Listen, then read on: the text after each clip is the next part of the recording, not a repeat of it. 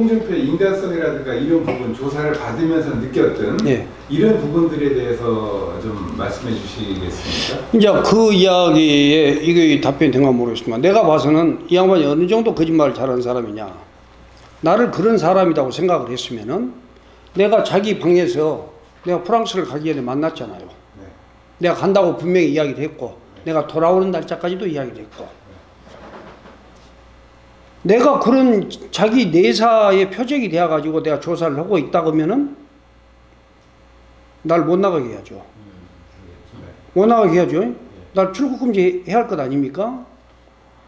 나는 들어와 가지고 자기하고 조사하고 사전 구속영장이 받아진 그날 나를 출국 금지했어요. 이게 얼마나 교활한 놈입니까?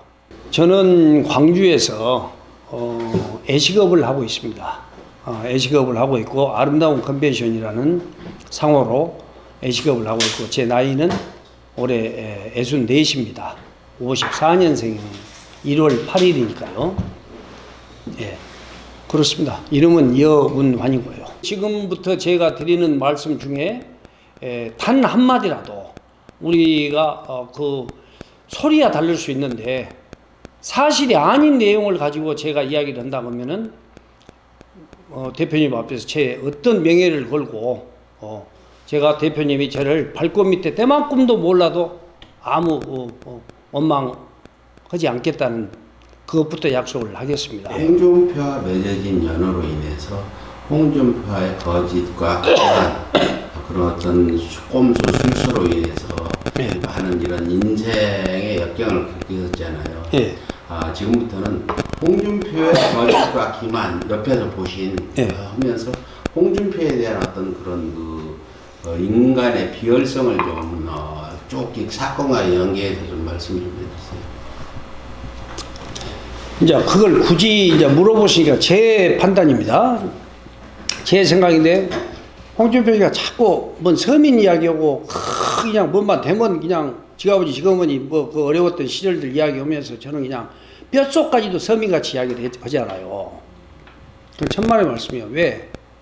91년도에 그때 사회 분위기나 이 공직사회의 분위기는 상관보다 조금 더 좋은 차를 못할 때입니다. 재산이 훨씬 많아도 그렇게 윗사람들 눈치를 보고 그것이 그 사람들 공직사회의 A였어요. 그러니까 제가 밑에 하급 직원이 골프 집에서 연습도 안 할 때요. 검사들도 그 골프를 굉장히 자제할 때고 잘 못해요. 당시 홍준표 씨는 광주로 이제 부임을 이렇게 검찰이 오면은 검사장 외에는 관사가 없습니다. 대부분 관사라고 얻어서 검찰청에서 얻어가지고 부장급 정도는 20한 4평, 뭐 차장도 있다 갈 수 있고, 식구가 이사를 오기 전에는 이제 그런 시기예요. 홍준표 씨는 광주에서 가장 제일 큰 아파트에서 그때 55평짜리 아파트면 지금 100평도 넘는 집이라고 생각하시면 됩니다. 55평짜리에서 살았어. 나하고 같이 살았으니까. 그 정도 월급은 됐나요? 검사 월급이? 그건 모르죠. 얘기 진행하고. 예. 그건 내가 모르죠. 이제 월급 같은 것은 내가 모르니까. 그렇지만은 검사가 눈치들을 볼 때라 처갓집이 부자고 혹시 저거 해도 막 그렇게 큰 집에서 살고 그럴 때가 사실은 그때 당시 분위기는 좀 아니었어요. 근데 홍준표 씨는 그런 집에서 말하자면 우리 사람 눈치 보고 말고 할 것도 없이 쥐가 살면 사는 것이지 하는 그런 생각으로 살았던 것 같아요. 그때 그 집에 그 집 주인하고 같이 골프를 왔으니까 그 사람이 내과를 한 사람인데 그 사람이 뭔 집을 싸게 줬던 그냥 살아라고 줬던 내가 봐서는 여하튼 그 분위기는 그런 집에서 살기가 쉽지 않고 또 그런 집에서 살려면 살림살이도 있어야 할 것이고 살림 생활비가 째까는 집보다는 더 들 것 아닙니까? 그러고 살았어. 그러고 살고 그러니까 그 사람이 막 서민이네 뭐이네 그런 생각은 나는 그것만 갖고도 너 거짓말한다. 그렇게 생각을 할 때 아니겠습니까? 저는 왜 나를 기분 나쁘게 생각했냐고 누가 그러니까 내가 통해서 그때 저는 벤츠를 타고 다녔어요. 제가 벤츠 230도 있었고 임페리얼 차도 있었고 이제 그런 좋은 승용차들이 있고 그런 것이 저한테 못마땅하게 보였을 것 같아요. 그리고 잘 나간다 하니까 이놈이 나를 멜급시 그래본 거예요. 멜급시 그랬는데 웬만하면 다 자빠진데 내가 또 저한테 그렇게 고분고분 안 오고 무엇은 안 나오고 요거 혼은 내야겠고 좀 싸움 잘하는 놈이 지 선배라고 해서 선배 대접한 사람도 있고 선배라 해도 대접 안 해본 경우도 있고 그러잖아요. 지가 좀 싸납다고. 저보다 센 선배 같으면 그래도 못할 것인데 그렇게 안 보였던 모양이죠. 홍준표 검사가 예. 우리 그 회장님을 예. 그 신문을 직접 보고 예. 그 재판 과정에서 예. 그 인간성에 대해서 어떤 인권이나 이런 의식들이 있었습니까? 이제 홍준표 검사가 재판을 이제 시작을 하면서 그 사람이 약간 흔들리고 코너에 또 몰렸던 그런 경우가 있었습니다.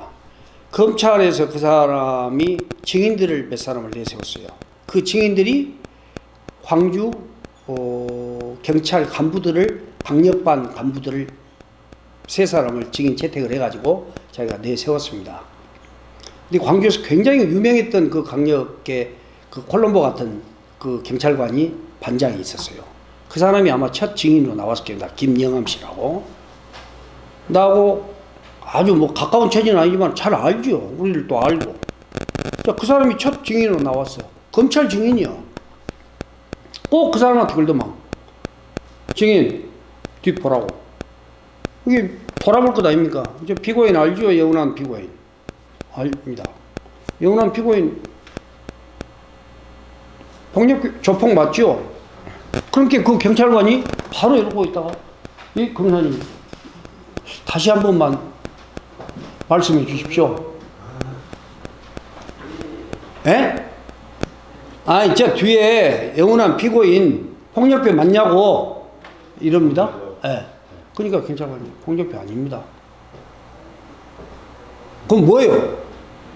저희들은 사업은 어느 사람으로 파악을 하고 있고 어렸을 때 폭력배로 분류가 되었던 적이 있었습니다. 그러면 여기 여운한이 그 폭력배 관련된 리스트가 있는데 이건 뭐이냐고. 그것은 과거에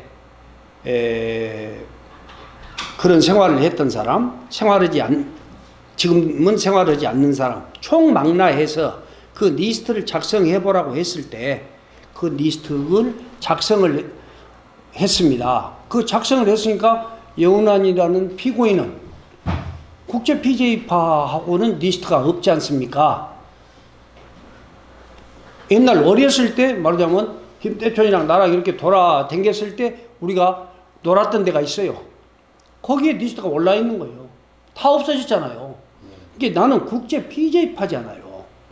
그래서 여운한이는 국제 PJ파하고는 관계가 없습니다. 그것으로 끝나버렸어.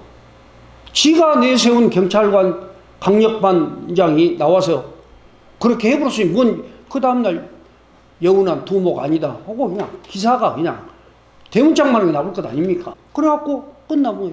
그 경찰관 며칠 있다가 해임당해버렸어요. 아니 해임이 아니라 쫓겨가 버렸어. 그래갖고 보직을 안 줘버렸어요.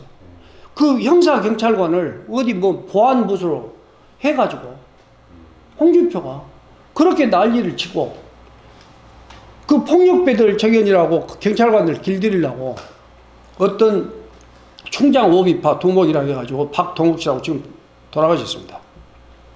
우리 어렸을 때 같이 어울렸던 선배인데 그 양반도 총장 오비파 두목, 나도 국제 PJ파 두목 이렇게 두 사람을 해가지고 1계급 특진식 걸어버렸어요. 네. 나는 100% 무죄 받았잖아요. 나는 아니다면 다 나왔고. 근데 이미 내 것 갖고는 경찰관이 특진해버렸어. 그 총장 오비파 두목이라고 1계급 특진 걸었던 친구는 홍준표한테 선을 댔어요. 변호사를 통해서. 자기 일고 선배를 통해서. 그러니까 변호사가 노비를 홍준표한테 잘 해가지고 기소를 간부로 기소를 했다니까. 1계급 특진을 건 저기를 지가 그게 그놈이 무엇을 보이냐. 지 입맛에 맞으면 지가 철저하게 봐주고 봐라 말이여. 그냥 그 저기를 저하고 이렇게 적대감을 갖고 하면은 내가 이렇게 죽인다. 이제 이런 식의 적은 거예요. 나한테 면회를 한 번만 오고 비호를 나한테 대한 말하자면 변명을 하잖아요. 나를 비호세라고 딱 불려갖고 검사한테 보고해요. 신문 기자들한테 딱 인터뷰해보라. 그리고 대표님 나를 면회를 한 번 왔다. 사업신분이요. 바로 홍준표가 전화해요. 그러면 수사관이. 영훈아니한테 왜 면회하셨습니까? 그 당시 말이에요. 지금 같으면 욕해불고 난리 나볼 것 아닙니까? 바로 사법부이 떨어불지. 그냥 뭔 금융 압수수색 해볼까 하면 떨어볼 것 아닙니까? 그때는 조폭으로 몰아보면 누구도 비호를 할 수가 없었단 게. 박정희 시대에 빨갱이를 보는 거죠. 왜? 박정희 때 완전히 빨갱이 같이 해보니까 누구도 비호를 할 수가 없어요. 국회의원이고 뭐 있고. 왜 그랬냐? 그때는 뭔 인천 국회의원 한다가 뭔 그 인천 먼파 두목으로 저기 사람 뭐 탄원서인가 뭐인가에다가 그 저 연판 해줬다 해갖고 막 기사가 나불고 막 복잡할 때 아닙니까? 그렇게 누구도 비호를 할 수가 없어. 아니 그렇게 해가지고 막 해보니 저기를 하니까 이간질을 시키는 거예요. 그렇게 하고 힘을 약화시키려고. 이제 막 이렇게 저기를 하니까 웬만큼 큰 마음을 안 먹고 나한테 면회도 못 와요. 아, 비호세력으로 몰아보니까 국회의원들만 몇 분이 왔어요. 내 형 친구들. 또 내 선배. 그때는 국회의원들은 특별면회가 되니까 그냥 바로 또 와서 저기 하고. 저기 이제 그렇게 진행되면서 홍준표가 지금 뭐 제1야당 대표로서 대권에도 출마하고 했는데 어떤 그 정치적인 지도자가 되려면 우선 부도덕하지 않고 정의롭고 이렇게 해야 되지 않아요. 지금 그 보면서 광주에서 젊은 시절에 검사를 하면서 홍준표의 어떤 정의로움이나 강자한테는 강하고 약자한테는 약한 이런 모습들을 보신 일이 있습니까? 저는 홍준표 씨가 뭐 강자한테 강하고 약자한테 뭐 이렇게 하고 이런 거 잘 모릅니다 사실.